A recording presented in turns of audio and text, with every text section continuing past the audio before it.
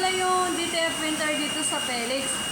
Last week po hindi po siya nagamit kasi po may yung white ink niya po kasi napagalo po yung transfer ink tsaka cable. Ito po yung printer head. Capping. Ito naman po yung tamang pag-head clean. Pagtapos mag-head clean, punasan natin yung wiper.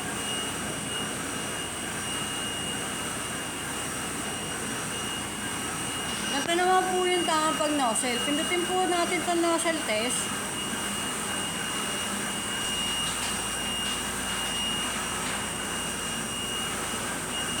Ang ink system ay tama lang. Waste tank nilinis nung last Monday. ABR. Ground wire. Ito naman po yung in-use supply. Maayos naman. Nandito naman po yung mga in-use supply. Sakto lang ang CMYK, powder, cleaning solution at media film namin. Ito yung cleaning solution.